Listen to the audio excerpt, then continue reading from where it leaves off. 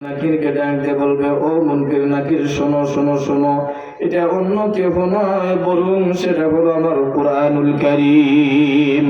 আমার যে বান্দার জন্য সুপারিশ করছে, যাও ইয়াশফিআনি লিল আবদি, আমি আমার বান্দাকে মাফ করে দিলাম। কোরআনের সুপারিশ আমরা সবাই চাই তো ইনশাআল্লাহ? কি বলেন, চাই তো? ইব্রাহিম নাখীর মা চোখের পানি ছেড়ে দিয়ে বলছে, বাজান রে, 6 মাস হয়ে যায়, তোমার চেহারার সঙ্গে পূর্বের চেহারার সঙ্গে বর্তমানের চেহারা মিলে না, কতই না কষ্ট তোমাকে জেলখানায় দিয়েছে। ইব্রাহিম নাখী তার মাকে ডাকতে বলে, মা দোয়া করো, তুমি বাড়িতে চলে যাও।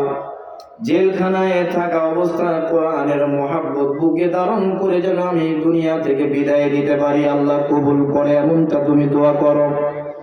ইব্রাহিম নাখীর মা এমন দোয়াই করেছে, ও মাওলায়ে কারীম, কোরআনের জন্য আমার সন্তান যেহেতু জেলখানায়, আমি আমার সন্তানকে তোমার রাস্তায় কুরবান করে দিলাম। কিতাব যেটা প্রমাণ করে, বাবা ইব্রাহিম নাখীর মা বাড়িতে চলে আসছে।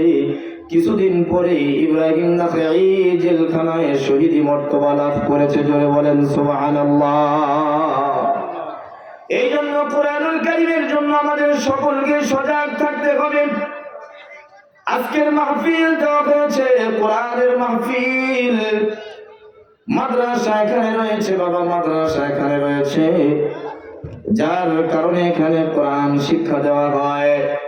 কোরআন এখানে শিক্ষা দেওয়া হোক, এটা আমরা সকলেই চাই তো ইনশাআল্লাহ? কি বলেন আপনারা?